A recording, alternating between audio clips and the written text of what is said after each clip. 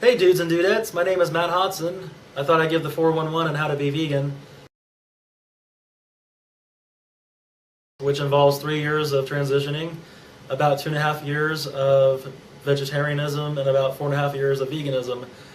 I've also been interested in raw foodism for the past few years, and I plan on becoming a vegan raw foodist on January 1st, 2013, here in about 3 weeks. So I thought that I would make a video just mentioning my opinion and thoughts on how to be a regular vegan. So I went ahead and wrote down some notes, and before I get into that, I just want to mention real quick that this video is more for people who are already interested in plant-based diets or veganism. I'm not trying to start any debates or argue. I'm not trying to convert any omnivores to veganism, and I'm definitely not trying to offend anyone. So I just wanted to say that real quick. Alright, so what is a vegan? Well, a vegetarian is a person who doesn't eat meat. And I wrote down that vegans are people who oppose exploiting animals for human purposes. So basically, vegans don't feel the need to use animal or animal products for human consumption or human wants or needs. We basically just feel that it's unnecessary. Veganism is a lifestyle dedicated to living as cruelty-free as possible by avoiding animal products and animal exploitation. We don't eat animal products, no meat, no dairy, no eggs, and we try not to wear animal products like leather, and we try not to use animal products or anything tested on animals like shampoo. If you turn the bottle over and there's a picture of a bunny on the back, that means it hasn't been tested on animals, and that's the kind of products that we go for. And veganism, like I said, is a lifestyle. A lot of people think it's just a diet, but the diet part of it is just a plant-based diet. You can eat a plant-based diet and not live a vegan lifestyle. So every vegan eats a plant-based diet, but not every person on a plant-based diet lives a vegan lifestyle. Now, everyone can 100% avoid animal products in food, but as far, and to the best of their ability with clothing, but as far as other things, there's some things that there's just no alternative for, like there's no such thing as a vegan car. I don't think there's a such thing as a vegan tire. But veganism isn't about purity. Veganism is about doing the best you can and about causing the least harm to animals and animal exploitation as possible. So there's a difference between purposely using an animal product for human uses and not having any other option. So I just wanted to get that across as well. Alright, so this video is basically just on the reasons to be vegan, because if you're going to be vegan, obviously you need reasons to be vegan, because when you tell people you're vegan, one of their first questions is why? Another question is what do you eat? And another question is where do you get your protein from, which I'll probably end up discussing all that in these vegan videos. So there's plenty of reasons to be vegan, far more reasons than I have time to talk about in this video right now. I just jotted down a few different reasons. Animal compassion is one. If you love animals, don't eat them. A lot of people say that they love animals, but what they really mean is they love pets. They like cats and dogs. They don't make a connection between pets and farm animals. And speaking of farm animals, I live in Indianapolis, Indiana, and when you kind of get out of the city, you see a lot of little farms, like 5 or 6 cows on them.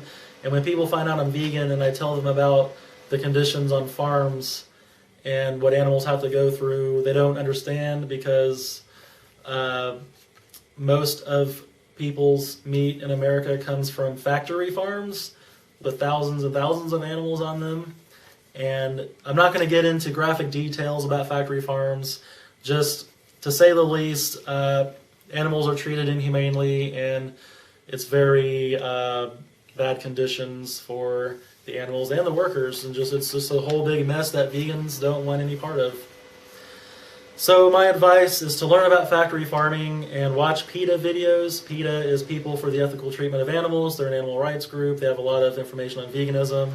They have a lot of videos on factory farms and undercover footage showing animal cruelty. There's one that I watched back in like 2002 called Meet Your Meat, and it was narrated by Alec Baldwin. Alright, so animal rights. A lot of animal rights activists are vegan. Alright, so the health aspects. 50% of Americans have heart attacks. Only a small percentage of vegans have heart attacks. And cholesterol is only found in animal products. There's absolutely no cholesterol in any plant-based food. Plant-based diets have been shown to prevent and reverse health problems. Vegans have a lower rate of heart disease, cancer, diabetes, and obesity. And there's medical reasons. A lot of times when you have high blood pressure or cholesterol, the doctor puts you on a plant-based diet. Alright, environmental reasons. Lots of statistics show that veganism helps the environment. A lot of environmentalists are vegan. A lot of our water and our grain are fed to animals. It takes much more land to raise animals, and a lot of our pollution comes from factory farms. Is actually one of the main sources of pollution. Spiritual, some people feel more enlightened. There's religious reasons. Some religions kind of just naturally aim towards vegetarianism, like Seventh-day Adventists, Jainism, Hinduism, Buddhism. There's a lot of subcultures, movements, lifestyles, etc. that kind of veganism goes with the territory. Many punks, emos, hipsters, and straight edgers are vegan. It's a part of the current hippie and counterculture movement. A lot of teenagers use it to rebel, and a lot of celebrities are vegan, like Alec Baldwin, Lisa Silverstone, Moby. Sometimes it's just a personal preference, like some people just naturally don't like meat or animal products. And the last thing I got here is detoxification. Meat is toxic. Cooked food is toxic, and cooked meat is really toxic. So a lot of times when people detoxify, they go on a juice fast, or even just like a fruit and vegetable cleanse type thing.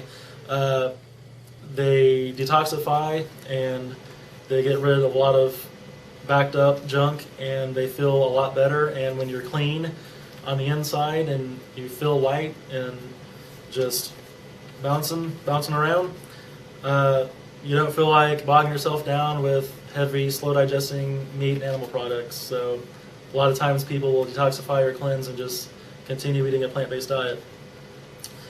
And then I was also going to mention some people who don't want to go the vegan route, go the free-range grass-fed meat route, and that's their thing. Vegans, those people care about how the animals are raised. Vegans don't want animals to die for food, period.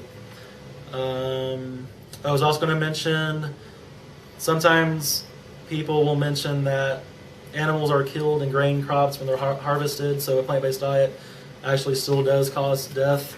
And that actually is true to a certain extent, but like I said, veganism isn't about being perfect. Veganism is about doing what you can, and it's about doing the least harm to animals and causing the least death and the least animal exploitation as we can. There are some things that we just can't get around, and it's unfortunate, and hopefully those things will change in the future. So that is basically it for this video. Yeah, that's pretty much it. I think the next video is going to be on what to actually eat as a vegan. So yeah, thanks for watching this video, and I will see you guys next time.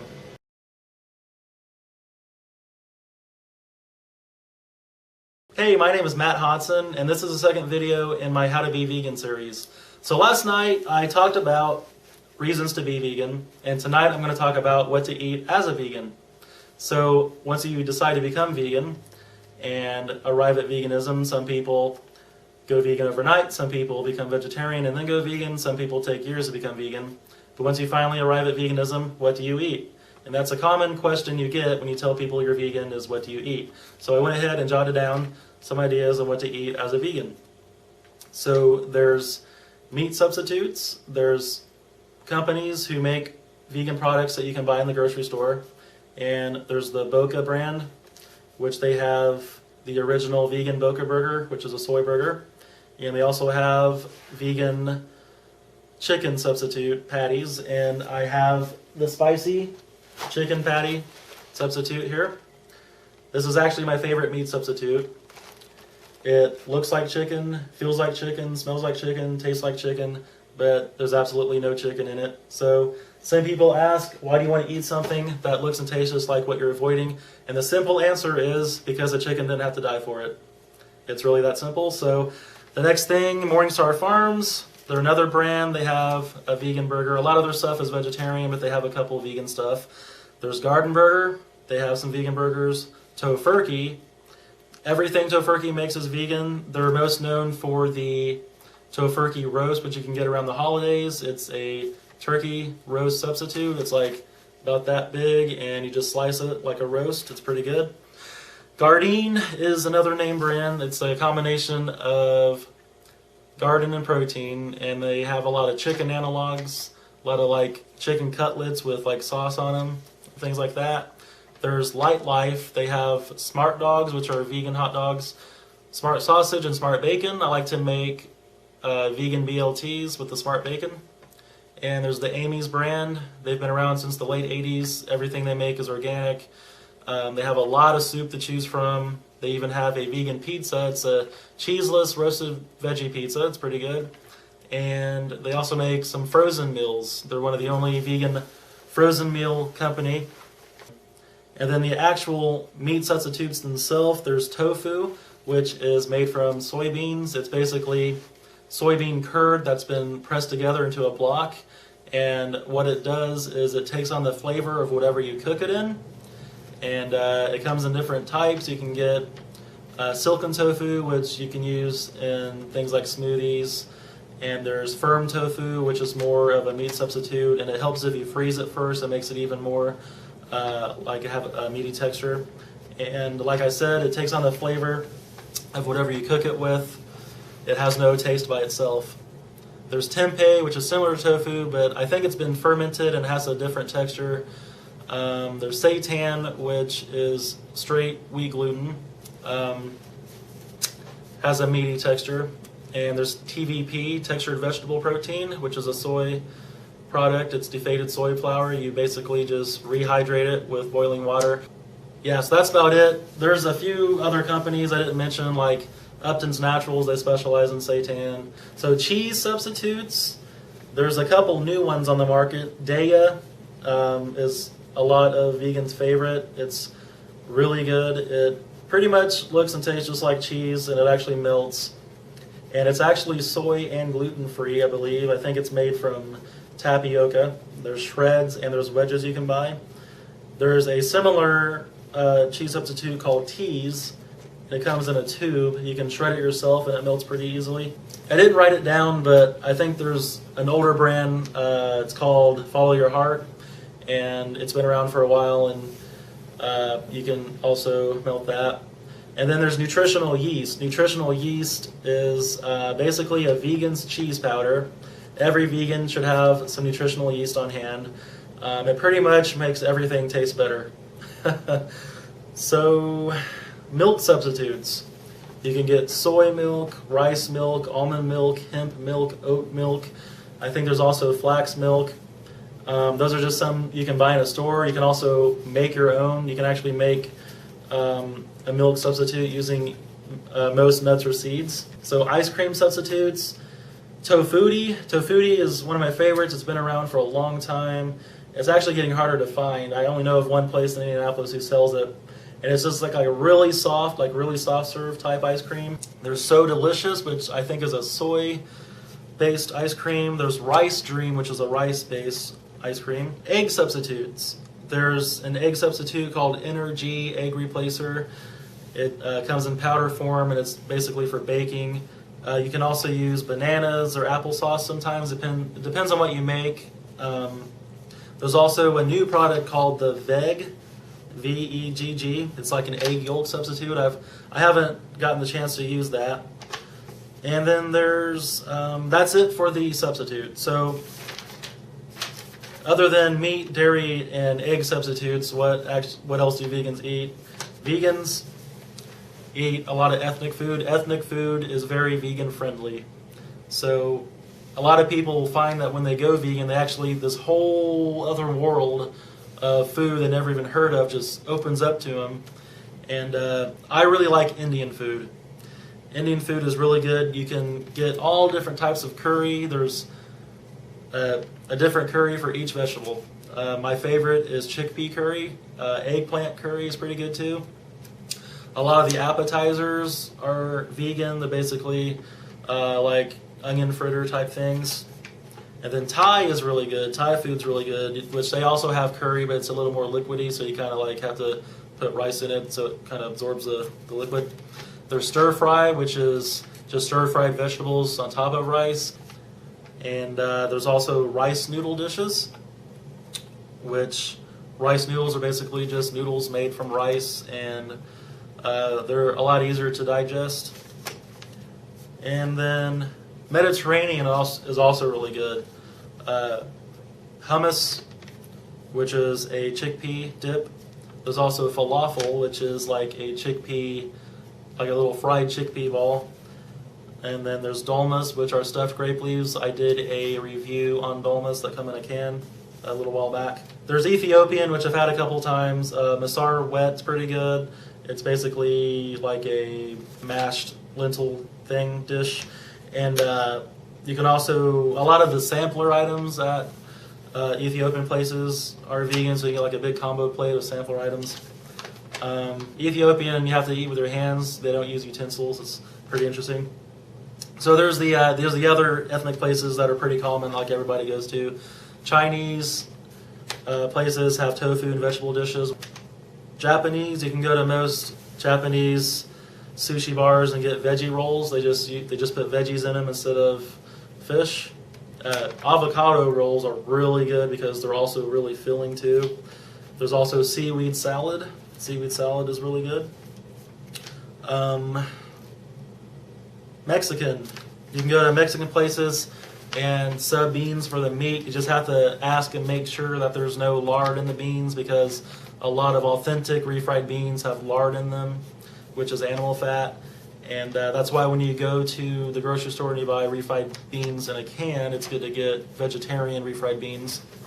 And then you can also get it without cheese and replace the sour cream with guacamole. Just make sure it doesn't contain dairy. Most guacamole doesn't. So that's basically it for the ethnic stuff. So I also got some cheap ideas for people on a budget. Beans and rice, that's a classic cheap vegan meal. Bean tacos, rice noodle dishes. You can go to any international grocery store or Asian market and get rice noodles. They're really cheap and easy to make. Canned food, especially soup.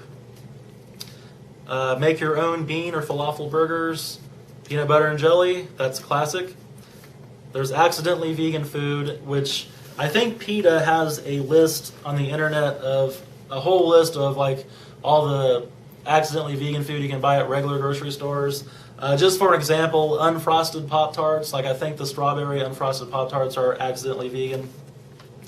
Make your own milk substitutes. It's easy to make soy milk. Look for products that are marked down. There's a regular grocery store I go to that has a natural food section, and they always have stuff marked down. Frozen vegetables are cheap. Alright, so now for miscellaneous food, just stuff that I just came up with out of nowhere. Fresh fruit, vegetables, grains, nuts, seeds, that's, staples for vegans. Seaweed. Seaweed is good. It's a good source of iodine as well. Seaweed, you can get that at most international grocery stores or Asian markets. It goes well in miso soup. Miso is a fermented soybean paste. You just put in some boiling water and it makes miso soup. Throw some seaweed in there and whatever else you want. I actually have a video on that from a while back. Condiments. Okay, so there's a few different vegan mayonnaises out there. I always call it veganese, but I think it's actually pronounced veganese. There's apple cider vinegar. Most ketchup is vegan. Most mustard is vegan. There's soy-based butters. Earth Balance is good. Ezekiel bread. When you start shopping in health food stores, you'll see Ezekiel bread. It's usually in the frozen section, and it's basically sprouted.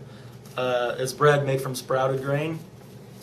And soy and rice yogurt, soy and rice pudding, which I have video reviews on those. Grilled food. A lot of people don't realize that vegans can grill too. I love grilling. Portobello mushrooms are amazing grilled. All you do is you pour some olive oil on them, sprinkle some sea salt and pepper on them, grill them up, and they are delicious. So you can also do other vegetables like eggplant. All right, so restaurants and fast food, you can go to websites that tell you the vegan options at restaurants and fast food places. I usually go to a website called veganeatingout.com. And as far as fast food goes, Taco Bell is pretty easy to veganize, just soybeans for beef, no cheese.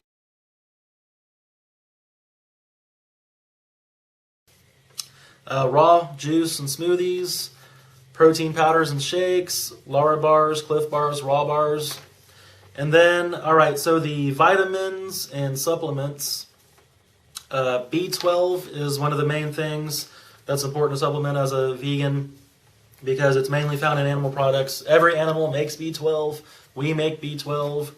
B12 is a microorganism that's also found in soil. So like if we grew our own vegetables and grew it in organic soil, then if we didn't wash the vegetables off that well, we would get it that way. But it's good to supplement, and D3 is also good to supplement. D3 is actually what we get from the sun, but it's mainly found in animal products. It's hard to find a D3 supplements that's technically vegan, so a lot of people go with D2. And then it's a good thing to supplement EPA and DHA, omega fatty acids, from algae. Omega fatty acids are usually found in fish, but you can also get it from flaxseed oil and hemp oil. And that's basically it. That's not everything. That's just, what I jotted down real quick, what I came up with real fast, some of the main stuff that I've been eating as a vegan. And in case you haven't watched the first video, I'm planning on becoming a vegan raw foodist or a raw vegan on January 1st, 2013, after a few years of going back and forth with it. So that's kind of one reason why I'm making these videos, because I'm sort of an expert on how to eat vegan, especially how to eat cheap as a vegan. And when I say expert, I mean expert. I wanted to mention that a lot of those meat substitutes and convenience foods are really designed to be transitional. I feel that I'm at a point that I can let that stuff go and move on to raw veganism. And I'm kind of getting off topic here, so I'm going to go ahead and end the video because it's getting pretty long. So that's basically it for this video. So thanks for watching.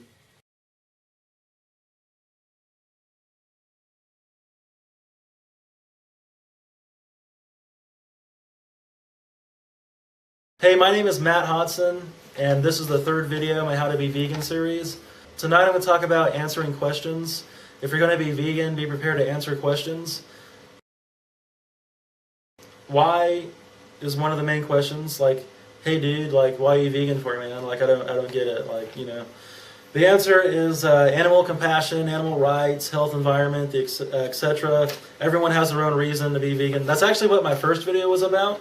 And another question is, what do you eat, man? Like, you just eat salad and stuff, And no, I don't just eat salad. I eat vegan versions of regular foods, like whatever you eat. Like, I can make a vegan version of it. Like, if you eat a hamburger, I can eat a soy burger. If you eat tacos, I can sub the beans, Eat a lot of ethnic food, a lot of fruit, vegetables, grain, nuts, seeds, etc. And then a very common question is, where do you get your protein from? Because a lot of people think that you have to eat meat in order to obtain adequate protein. And the answer is, plant-based food contains all the amino acids needed to make protein. And going along those lines, some people ask where to get your calcium from, because a lot of people think you have to drink milk in order to get calcium. And the answer is green leafy vegetables, man. Green leafy vegetables. Great source of calcium. I often get asked, isn't being vegan expensive? And my answer is, some of the meat substitutes and specialty items you buy in health food stores can be a little pricey, but for the most part, fruit, vegetables, grain, nuts, seeds are pretty cheap, especially if you buy them in the bulk bin. Do you eat fish? I'm not sure why people like to ask vegetarians and vegans if they eat fish. No, vegetarians and vegans do not eat fish. Do you eat honey? I don't eat honey.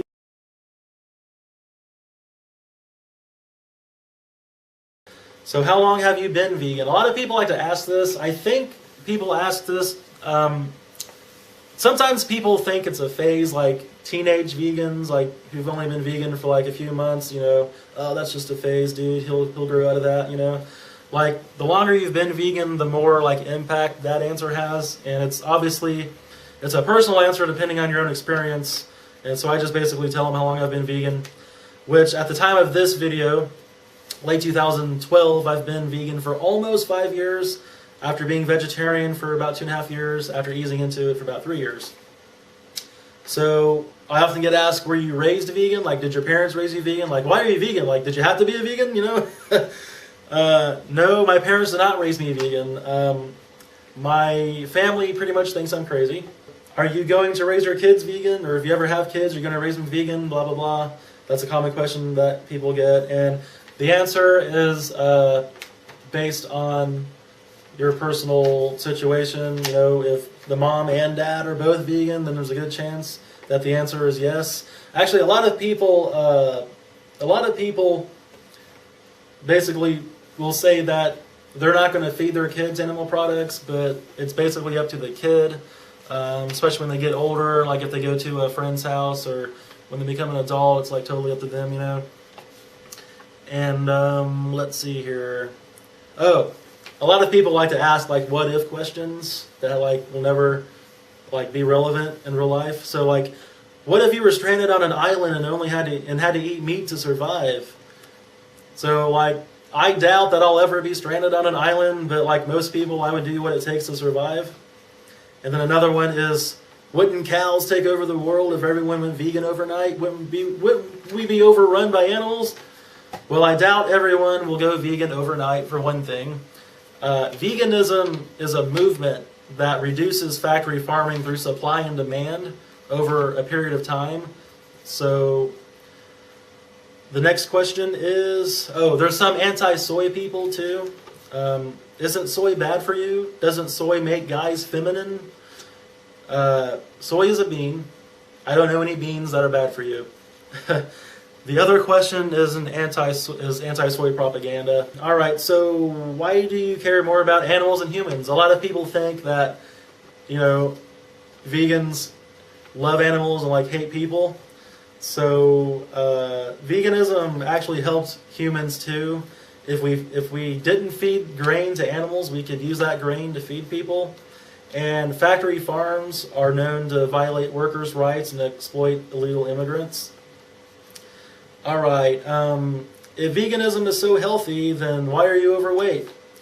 Okay, so veganism, literally, with diet, it literally just means no animal products. It's up to each vegan to decide, how healthy they're going to eat. It involves how much you eat, how much you exercise. Some people have heredity and genetics working against them. Do you only date other vegans? All right, so this is a personal answer. And my personal answer is no, I do date omnivores. It's nice. I've dated another vegan. It's nice dating another vegan. There aren't many other vegans to choose from in Indianapolis. What about grass-fed and free-range meat? Vegans want no part of animals dying for food, period. It doesn't matter how they're raised. We don't want animals to die for food, period. What about your car, man? Don't your tires have animal products? Well, there are certain things that we can't get around. There's a difference between purposely choosing to use an animal product and not having a substitute. So when there's a substitute available, then we can use it. Until not, that's just something we can't get around. So those are basically the common questions I get. There's a lot more than that. There's way more than that, but I don't want this video to get too long. Now, I did write down some common remarks that I get too. A lot of people's like, I couldn't do that, man. That's totally hardcore. I couldn't do that.